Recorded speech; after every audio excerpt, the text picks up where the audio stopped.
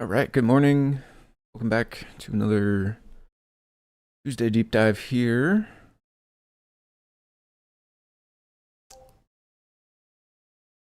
What is up, Liz? Nice to see you today, my friend.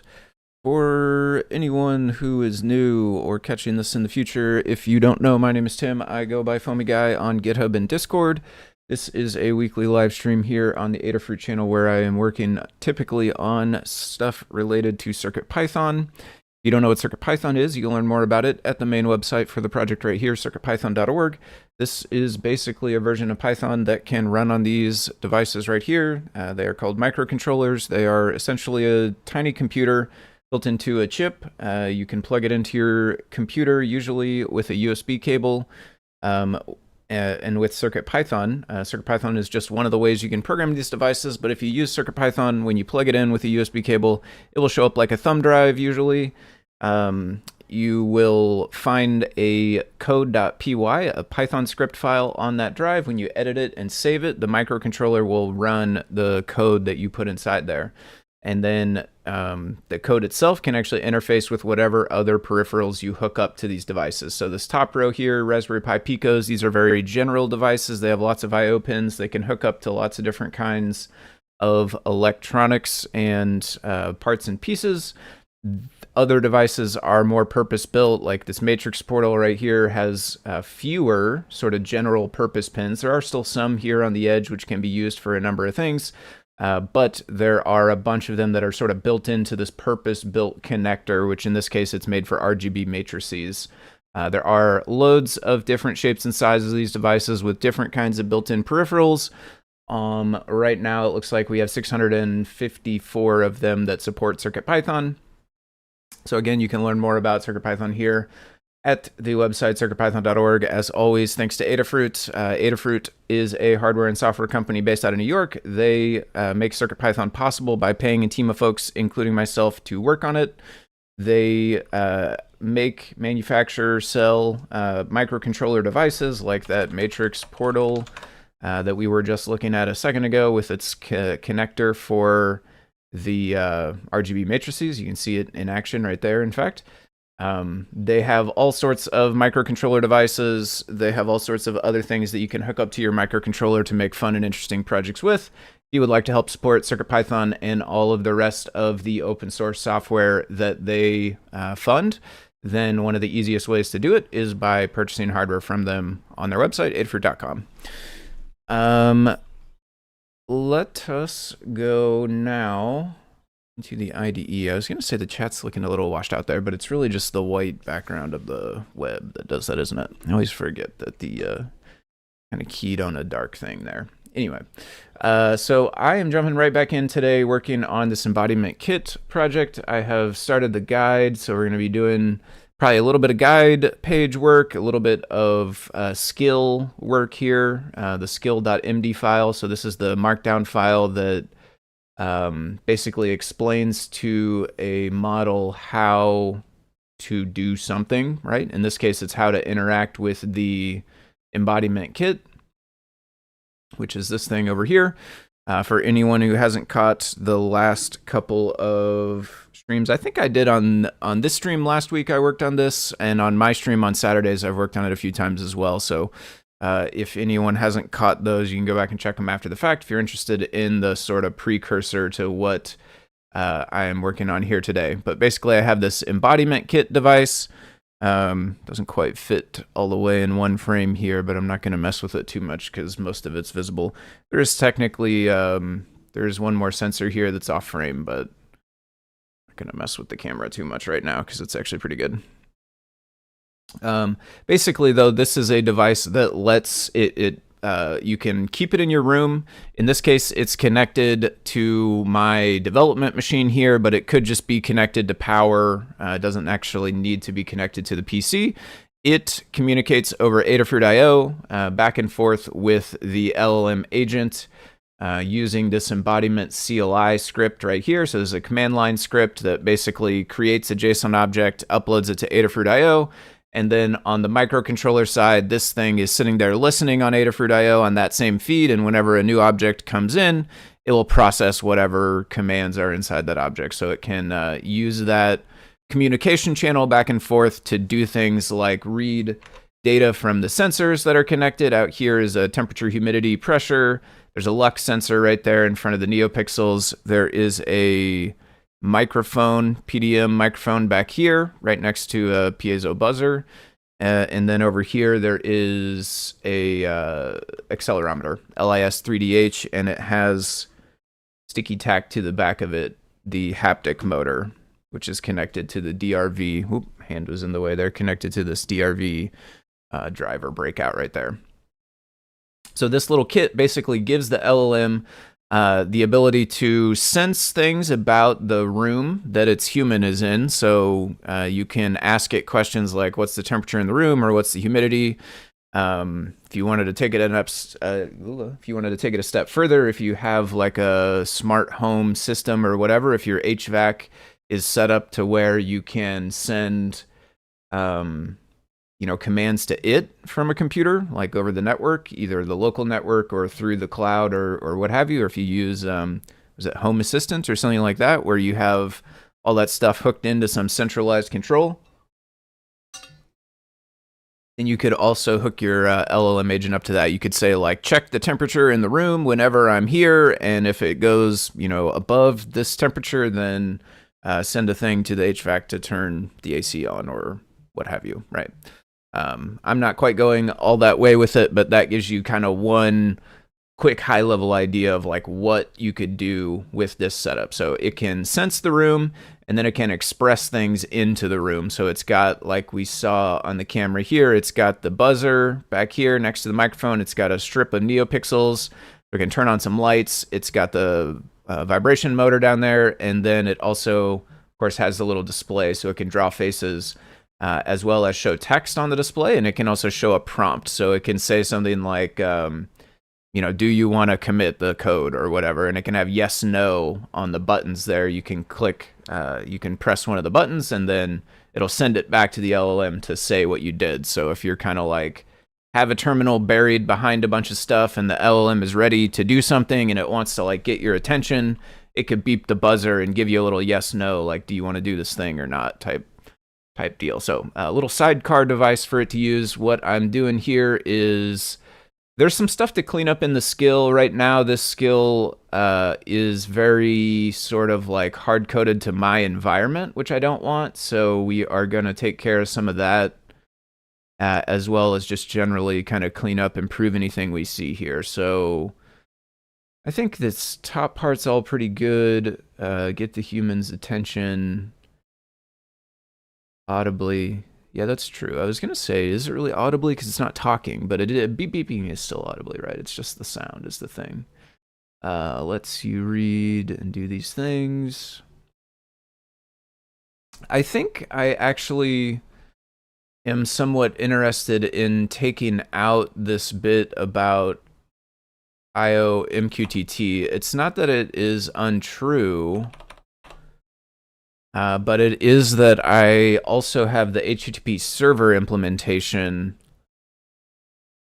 and so I don't want the skill to worry so much. I don't want the skill to be so specific about the transport, because ultimately there could be different transports, right? And the rest of it will all work the exact same. The only difference is when it wants to send a command, instead of uploading that JSON object to Adafruit IO, it could send it to a local web server, like with an HTTP post. I theorize also you could do the same thing over USB if you really wanted to keep it hyper local and off the network altogether. The link to the microcontroller, that is. The LLM, if you're using, a cloud-based LLM, then that's obviously still got to have the network on whatever it's running on. But the microcontroller could be off the network USB if you wanted it to, I think.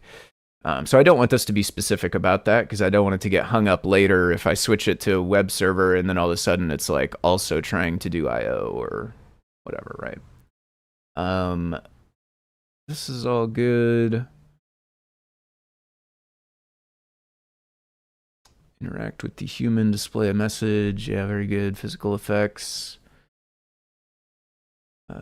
Yeah, I was pleasantly surprised to see. So I had Opus write most of this. I was doing some... I basically tested this whole system out yesterday. All the capabilities, I tested them out yesterday. I did it with Sonnet because I wanted to make sure that the sort of like medium level model was going to be able to handle it and like know what to do with it and get the results and make sense of them. And then after I kind of did that whole chain, tested all the different capabilities, then I switched to Opus and have it write the skill. So it got the full like conversation history. And I was happy to see that it's like kind of trying to give itself like, don't be annoying with this capability type talk here. Okay, so here I think,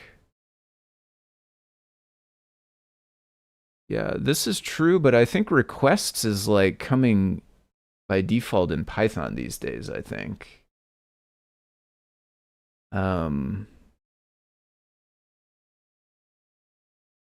Or at least on the Raspberry Pi, maybe not. I mean, I don't know. A car alarm going off outside. I hope that it will stop soon. I could close this window that's closest to me, actually. Oh, it stopped. Okay, I think this is like not a library anymore. So requests like was a Python library, but I think did it get moved into the core, or is it like only certain releases? Is requests in the Python core now?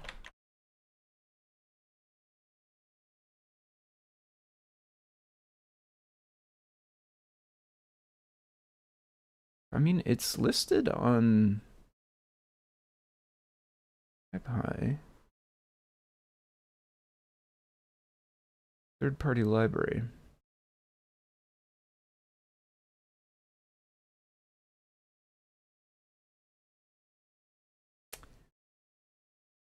Okay, I guess we'll leave that. I don't know. It seems to me like lately I've been having requests by default. I'm like 99% sure it's that way on the Raspberry Pi.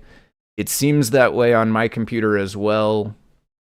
I possibly installed it somehow that it is in the stock Python, like not a virtual environment, which ordinarily would not have any libraries in it, the stock Python, so I don't know. I thought there was one more. Connection manager is needed as well. Yeah. Maybe it's like a sub dependency of one of those. Also, all of these are kind of wrong, right? They need to have CircuitPython in them. These are kind of wrong. We probably should have maybe a requirements file as well, but whatever. Let's do this.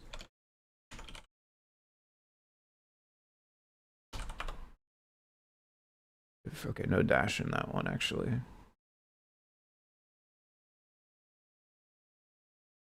Okay, I need to be careful here, actually. This is not really the one I want to edit.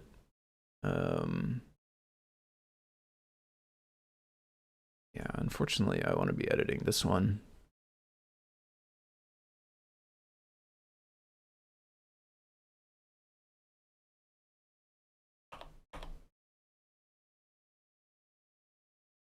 I did the deal is I already made some changes to this one yesterday. This is the one that is actually hooked up in my agent right now, or stored in the spot where it will find it. Wasn't there one? There it is. Okay, I was like, wasn't there one more?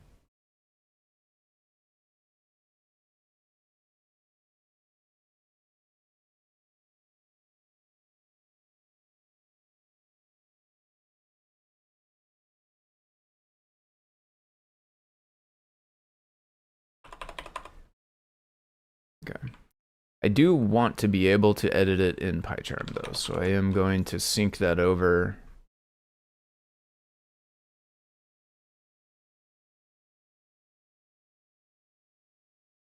Okay, so what we're going to say actually is requirements is a Python virtual environment. It's not here.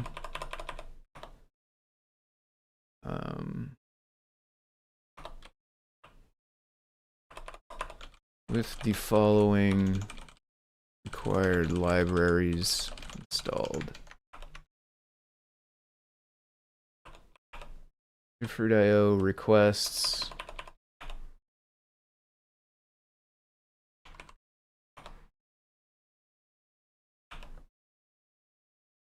Okay.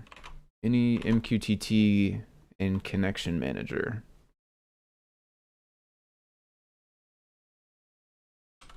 Make sure to, I don't know by heart which ones have dashes, or I think there might even be one or two with an underscore, although I think underscores and dashes might be changeable maybe.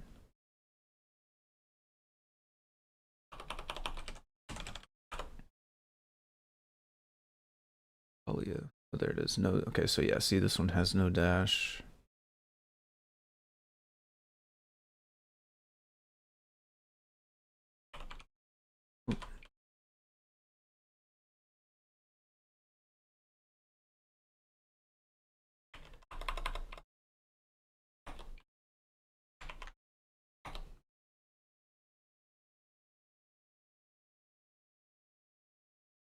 Okay, this I think is okay to reference. This is also sort of hard-coded to my environment, but because it's using tilde for home and it's using Claude directories that we know exist, I mean, I guess it would be good maybe to generalize it further so that it's not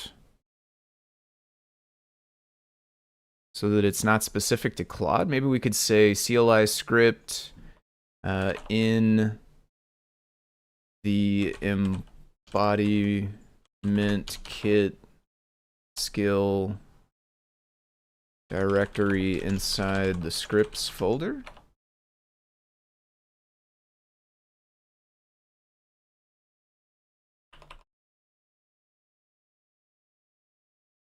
So maybe we could do something like, I don't know if this will confuse it or not.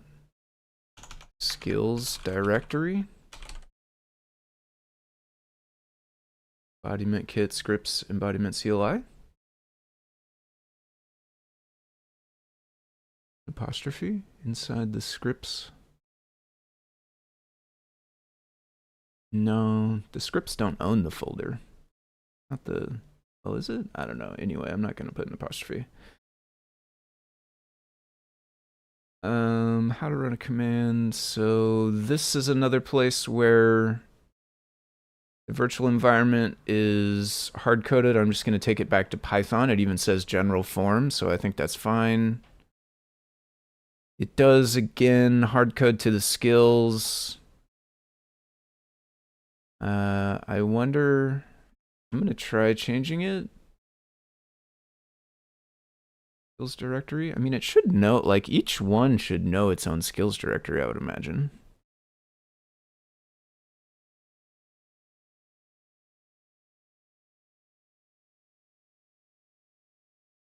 Hopefully it will realize this is supposed to be like a filled in.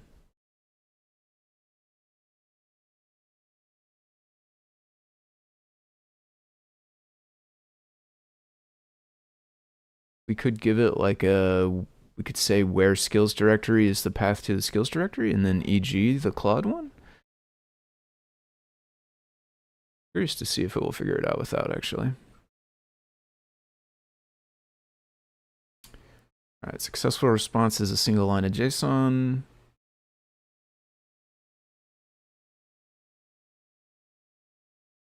Yeah. Yeah, it looks good. Display.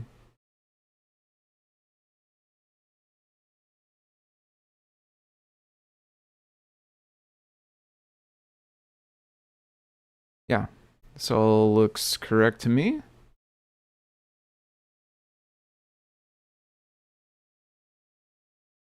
This is true. Yeah, I didn't know what JQ was until yesterday. I looked it up.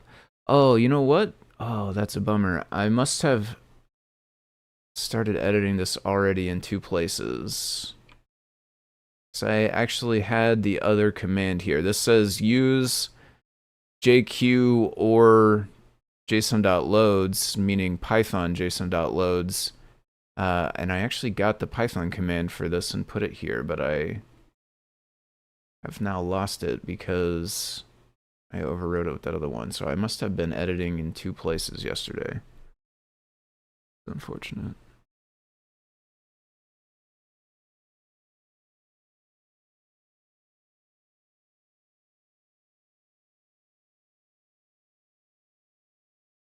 There it is.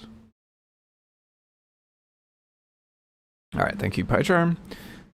So yeah, we have this one. This is another one where it is hard-coded here, though. I'm gonna go down to just Python.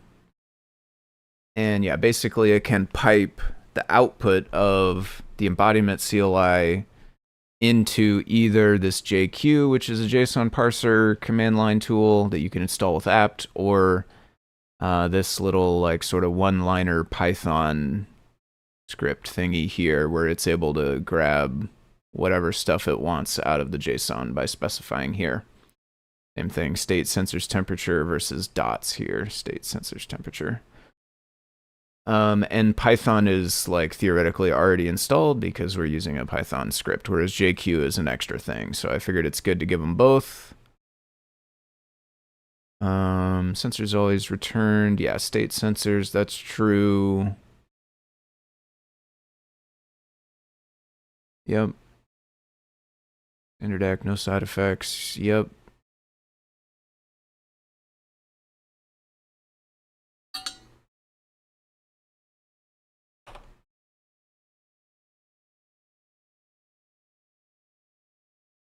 Okay, another thing we'll do while we're going through this is we'll add a few more faces because I did add some more of those since this was written. This all looks good. You know what I'm going to do actually is right now just find replace all of these with empty. We have, well, okay, hold on. Let me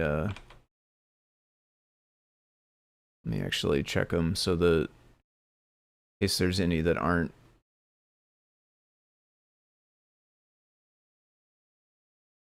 No, okay. I'm saying in case there's any that aren't actually the commands, like if it, I don't know if it had it in a sentence or something. Okay, here we go. Show happy face. So we can.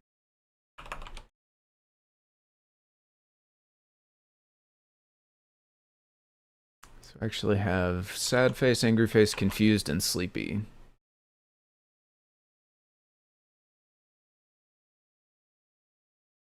Everything else basically works the same between them. Maybe we should not duplicate all of this stuff. Yeah, let's try to be smarter about this. So display commands.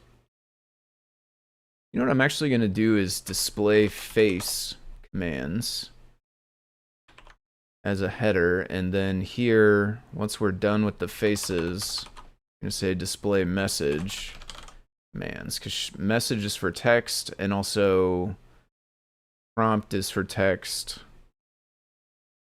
So we'll keep the faces here. So display faces. And then what we'll do is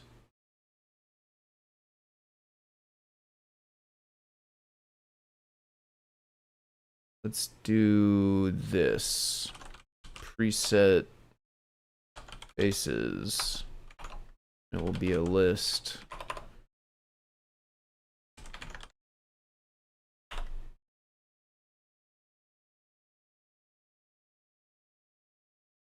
And I mean, it has sort of descriptive in the name, so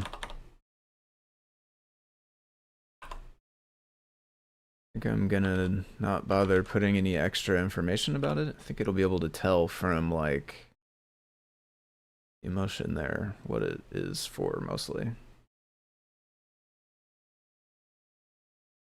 It shows a preset happy face. Okay, sad face, and then we can basically just copy in all of these.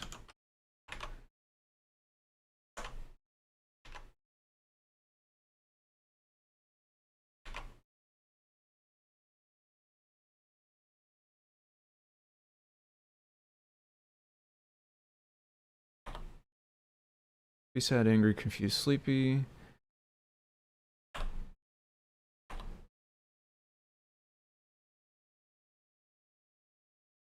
Shows a preset face.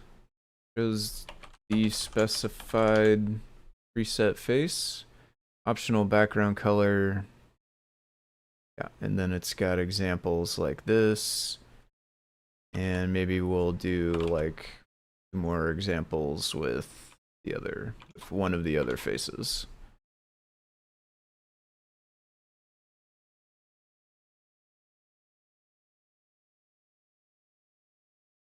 And then custom face is different because it lets you specify the files.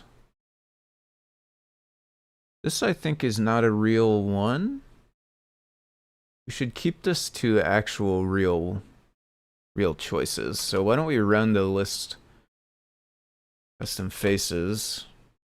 So because this is a command line, we can also just run it as a human as well. Doesn't have to be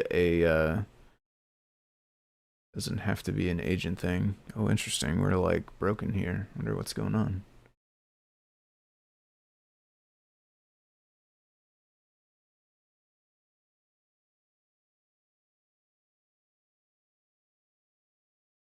Huh.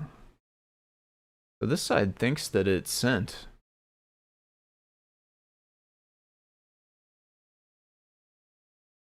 And again, but it's not getting picked up as a response or something.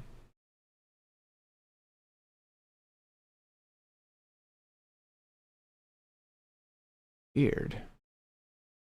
Why is that not working?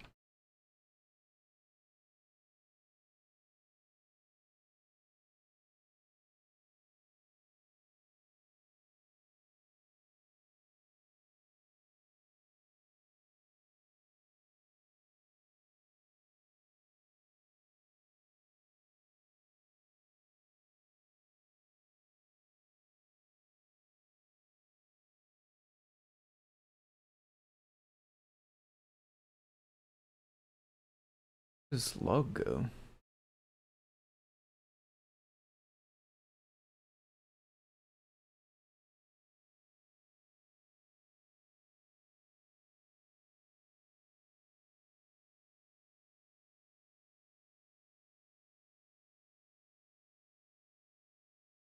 Hmm.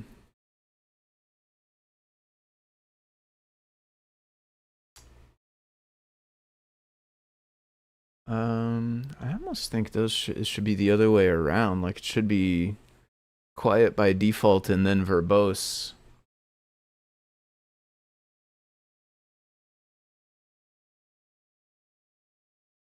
As a flag, but it's neither here nor there.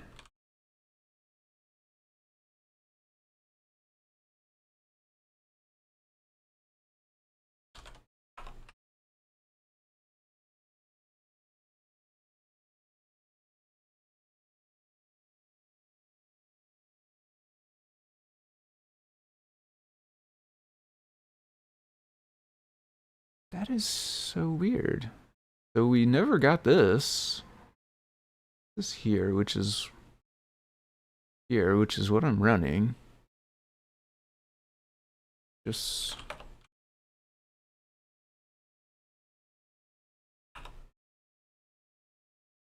here, this has on message log. And I did not pass Q, so it should not be quiet.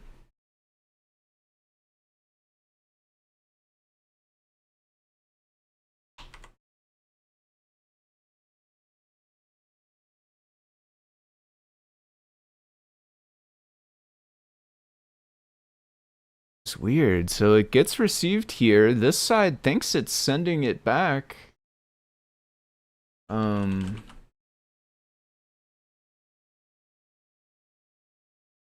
Side thinks it's sending it back, but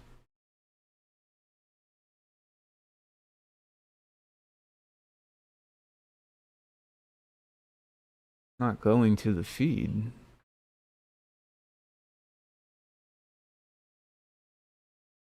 I'm guessing that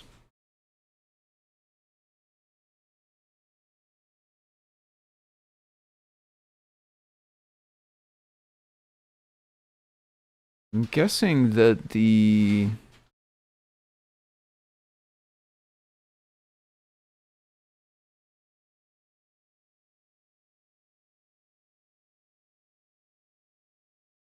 time is not my time zone.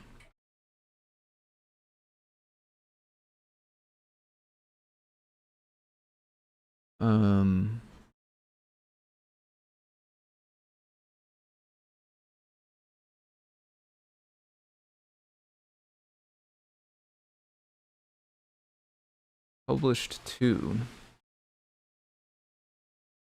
Seems like it doesn't know that it was unsuccessful.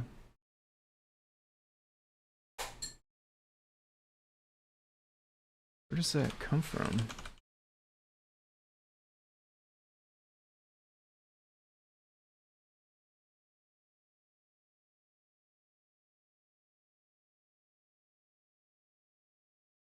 Published user data.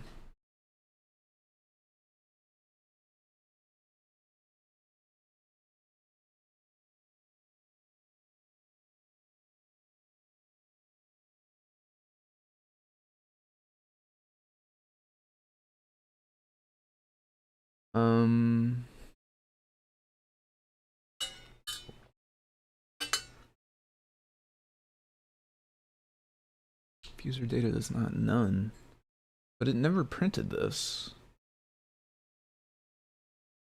Or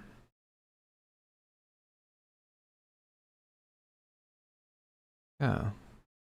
Well, it should come after this.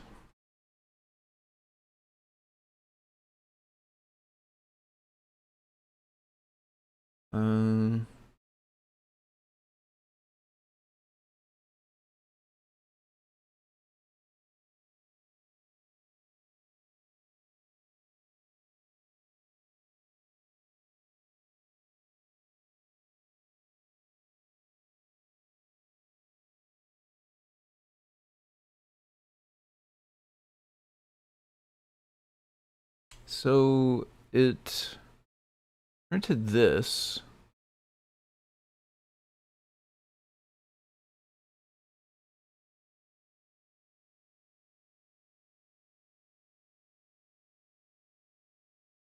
Which is all of this stuff.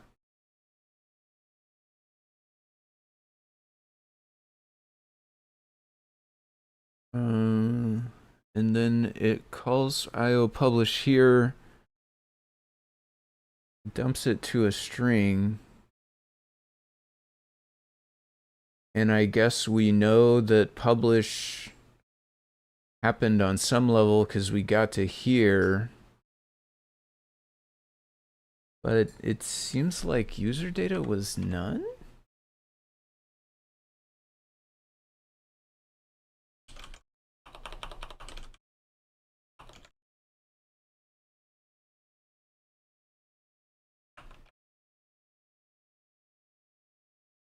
But I also kind of suspect just restarting it's going to make it not do this anymore.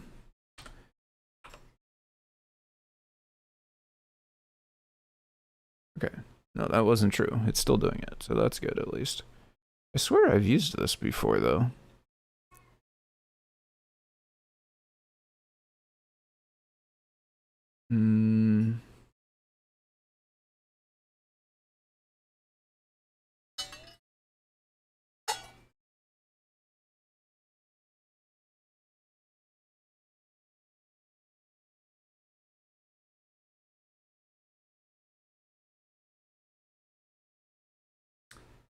So, how can user data be none?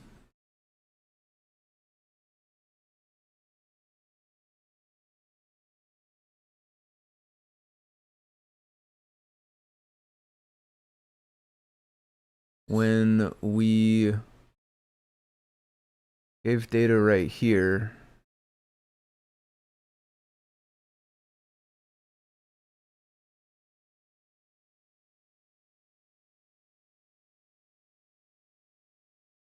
Okay. Boy, I really wish there was like an error message that got returned to the client side that was understandable.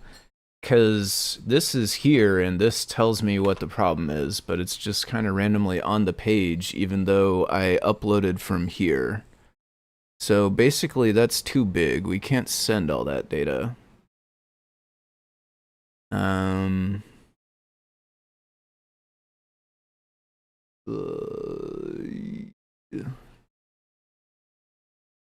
know that there's...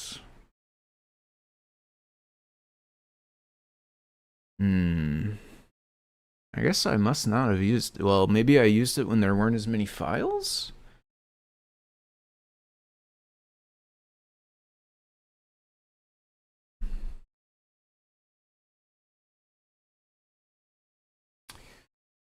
I mean, I really want it to be able to list those, so that's kind of a bummer. I think when feed history is turned on,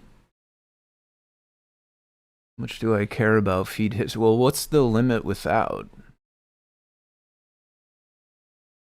100K.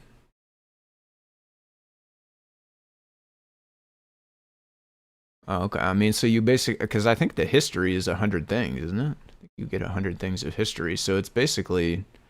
Oh no, there's way more than 100 here.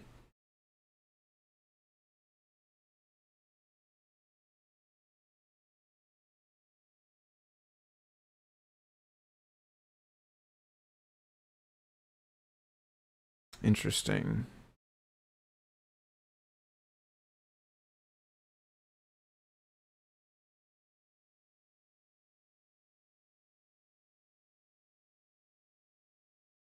But you get more data if you have history on,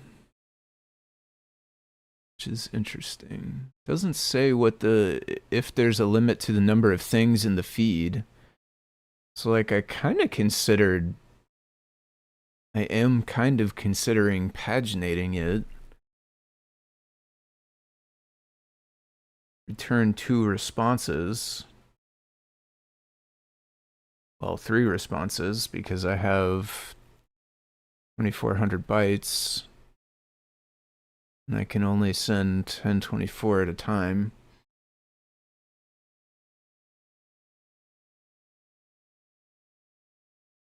That's kind of annoying though, I don't really want to do that. I think we just do feed history off, and that should solve it for now. Is this error really nowhere on this side though? We're gonna take a brief detour. If this seriously does not come through to this side, we should change the library so it does.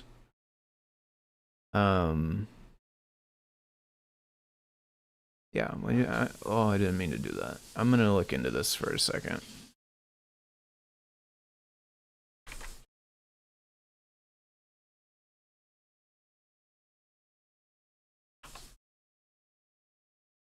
So I have a what now? I have MQTT client, I have IO MQTT.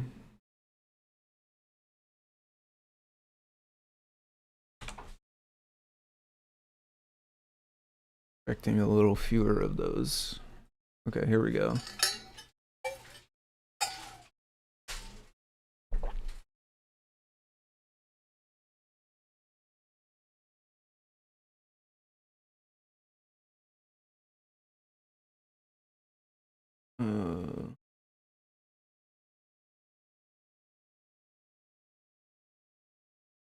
Where's publish?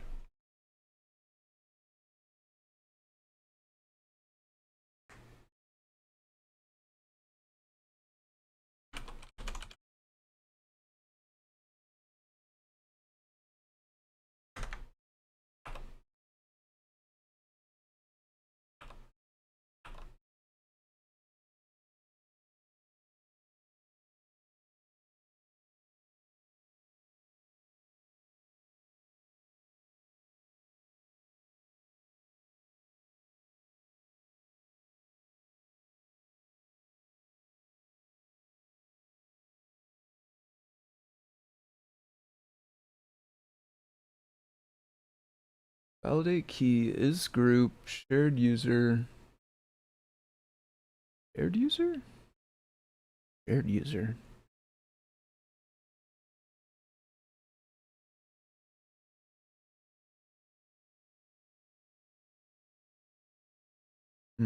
Okay.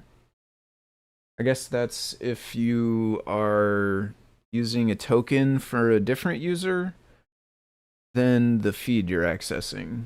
If the feed is like shared or public or whatever. Client.publish it calls. This client though. We're just gonna go to the code thing here, which is a little easier.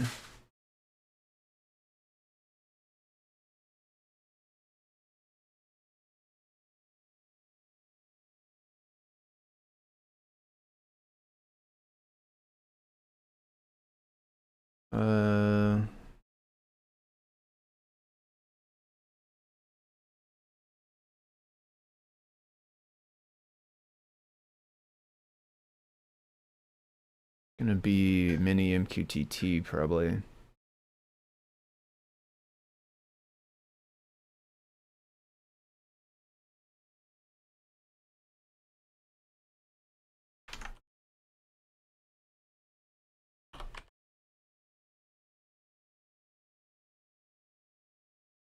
Yeah.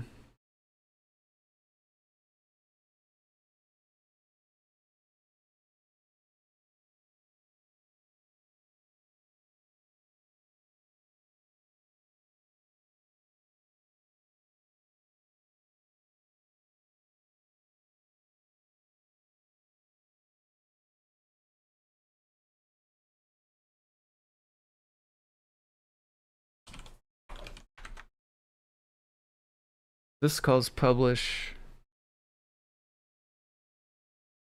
It's topic, message, retain.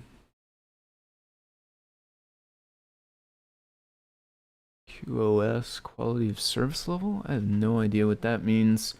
Also have no idea what retain here would do, because if history is on, then it retains it, but that's an Adafruit IO thing. This is an MQTT thing, I guess.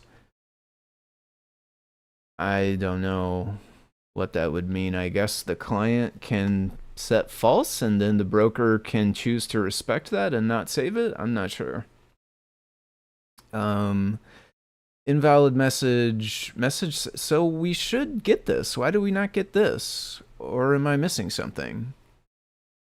Why did this not raise? What is this set to? This is too big, is it? Sounds too big. Is this in bytes or?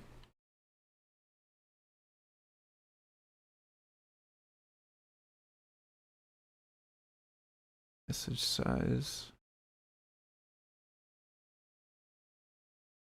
What? Returns a maximum.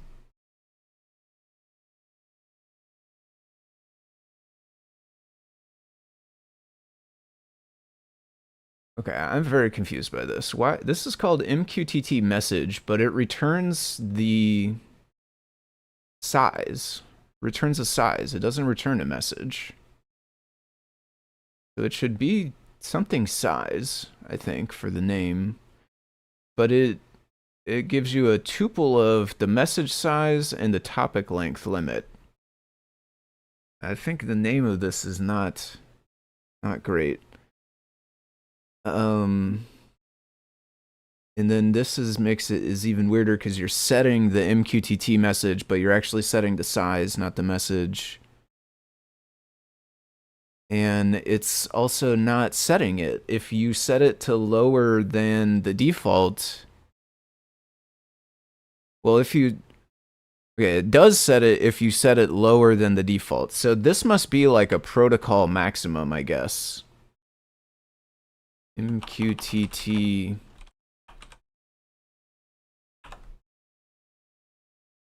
maximum? No. Max? Size? MQTT protocol maximum message size. So it must be at least 100K because Adafruit IO lets you do 100K if history's off. So maximum size here is 256 megs, which is 26843. This thing bytes. So this is in bytes. This is in bytes. Yeah, this is in bytes. So I guess the thing is, like, Adafruit IO should call this then. This message, this MQTT message. This should get called and set to a lower limit for Adafruit IO. Right? So if we go to here, well, I could do it. Yeah, actually, let's do it. Let's do it after all. Let's do it after we connect even. I don't know when it might change it, if it's going to change it. Let's do it all the way over here and go print message size limit IO client. What was it? MQTT message, right? MQTT message. Yeah, I think that's not. This name is not descriptive. I don't think this is. I think this is a very good name. Message size limit. So that should be the tuple then.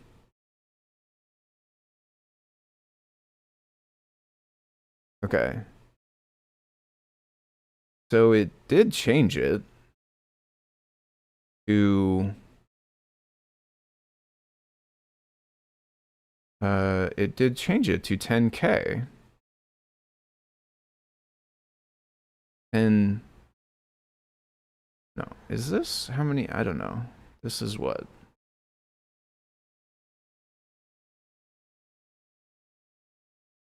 What? Bytes in KB. Yeah, 10K. No, 10,000K. Yeah. 10,000K. But we can't do that. We need 1K if history's on and 100K if history's off. The other thing that's weird, though, is we don't know if history's on or off, do we? History. This has nothing with history anywhere.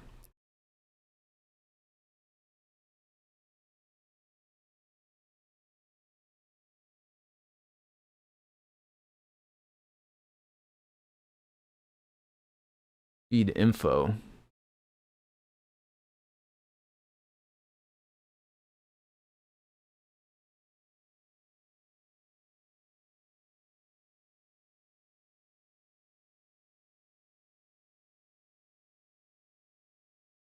History.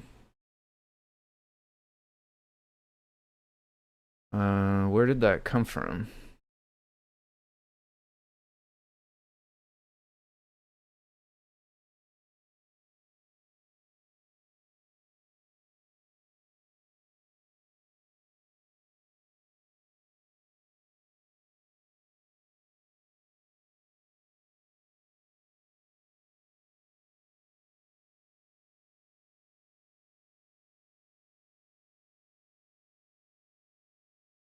Here it is. Okay, so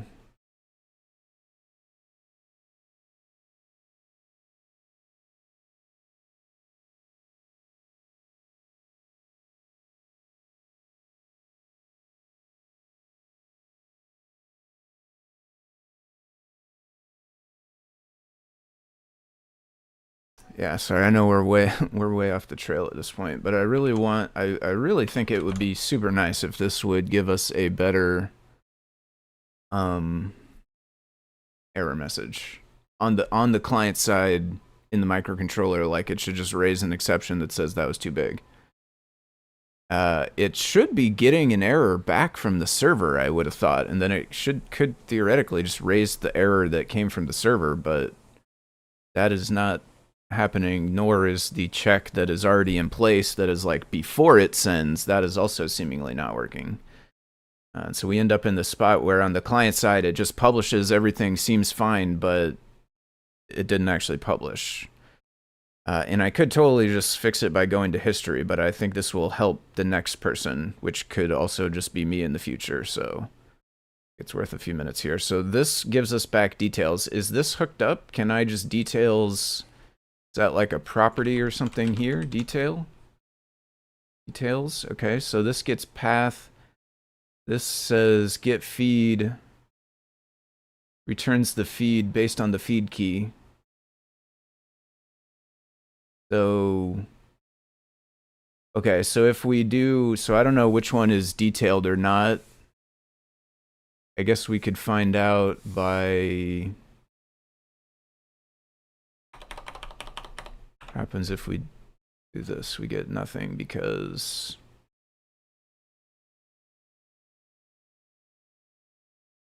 I don't have the token. Okay, well, we can just try each one over here where it will have the token.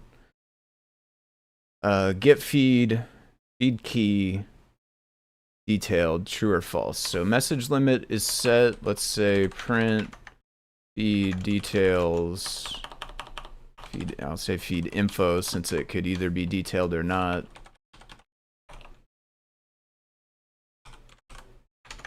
Get feed, right? On, oh, but this is on IO HTTP. We don't have this.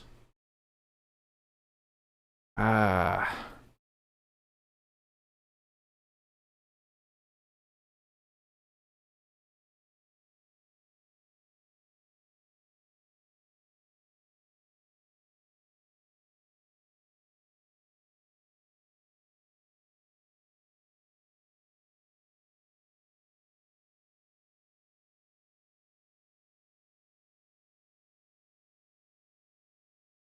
Okay, well, we're gonna make it.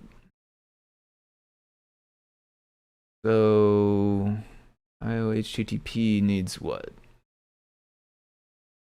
Username, key, and requests.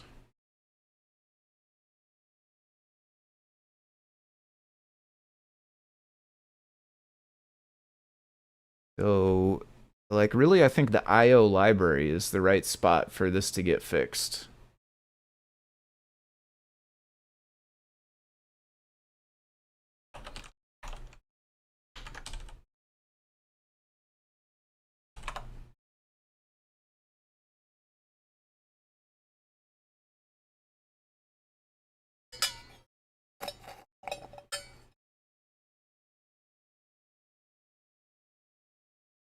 But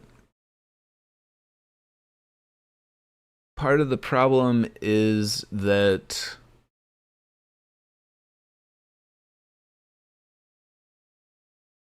the limit depends on history.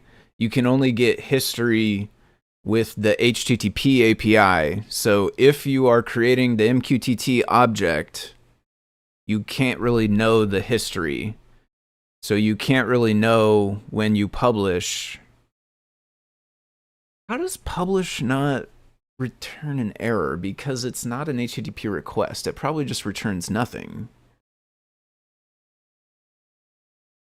Which is, I guess, why it's checking it before.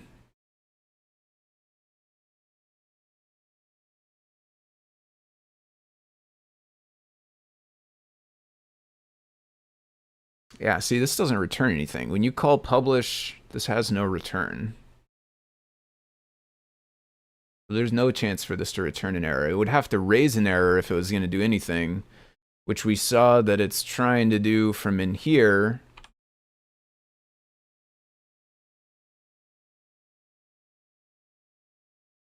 Okay, I think what we'll do is let's just verify that it raises the error if we set the number correctly. Let's not worry about getting history programmatically just yet. I think I'm ahead of myself on that. So I think the numbers are wrong though, right? Because this said that we had been set to 10,000 kilobytes, when in reality we need to be set to either 1 kilobyte or 100 kilobytes. 10,000 is too much no matter which way. no matter if history is on or not. That's so weird. It doesn't set this. How did it get changed if it did not set this? This is so very confusing.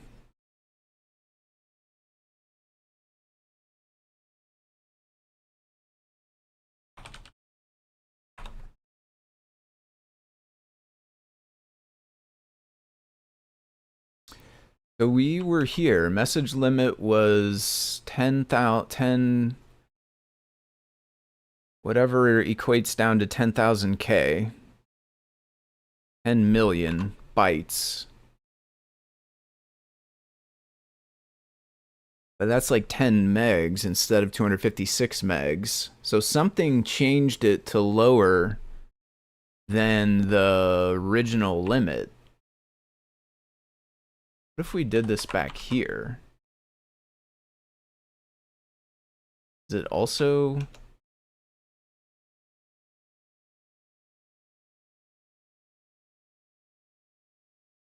Okay, so this is also still...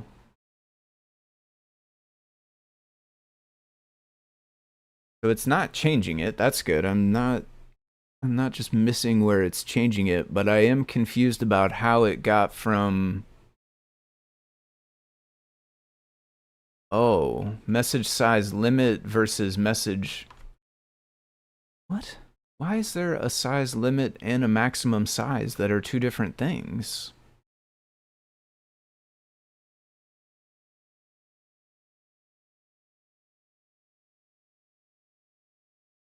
Okay, message size limit is what's 10 million, aka 10,000 K kilobytes.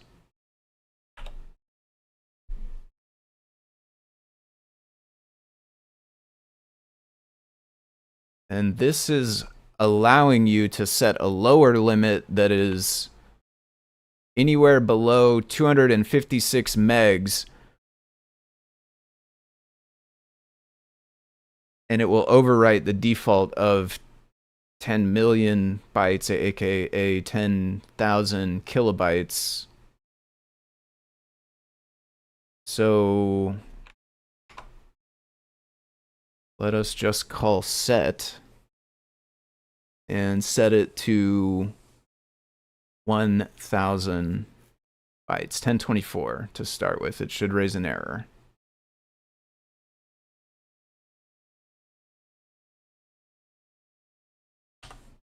IO client MQTT message equals 1024.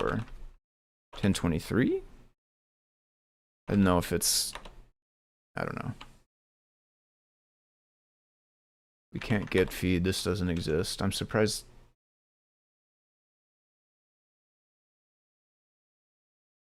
Okay, I was like, I'm surprised that was running, actually, but it was running and then crashing, so...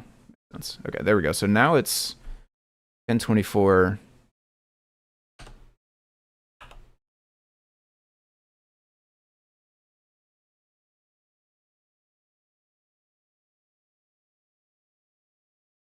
Ay, ay, ay.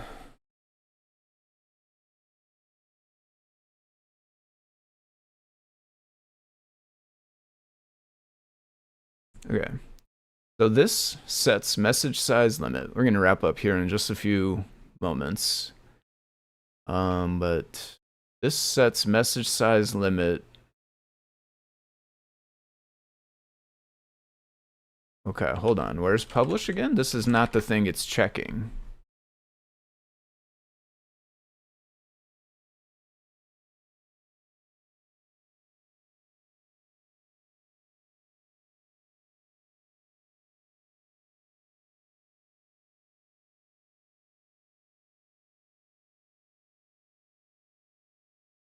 What?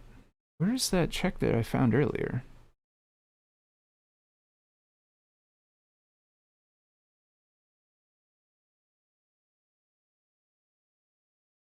Message size is larger. Okay, there's the problem. So this is kind of useless if we're honest. This MQTT message, this sets the property here. This sets message size limit, but message size limit does not ever get used for anything. Message size limit inside of init gets set to 10 million bytes. It gets returned by the getter property, and you can set it with the setter property. But those are the only 3 places where it is ever touched in this code. You can get it, you can set it, and it gets set by default in the init. It's not used anywhere else in this code. The other spot where it seems like it would make sense to be used is right here, if the length of the message is greater, but this is actually checking against max size, which is in fact the bigger one. This is that 256 megs. So that's why this never throws.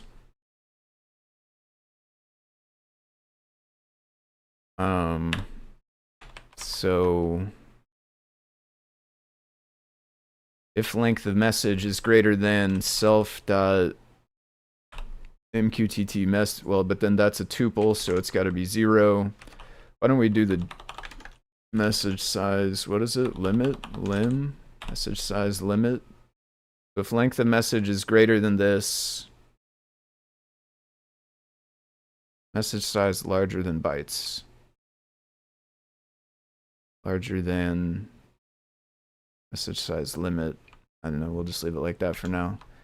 Okay, this time it should raise. I think I have finally come to an understanding.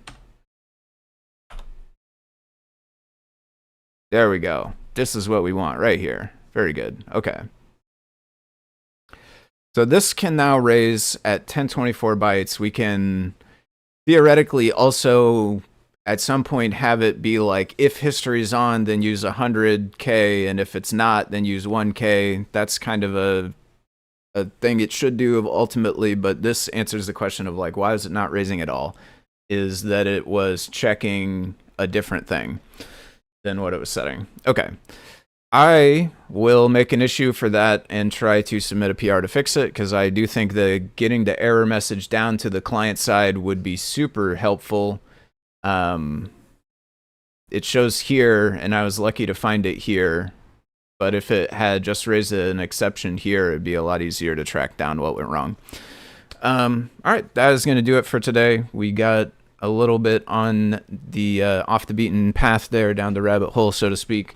But that gives you a peek at the project I'm working on, as well as the kind of stuff that I like to fix if I find. So I'll make an issue for that. We'll make a PR, get that changed, and I will keep working on this embodiment kit project.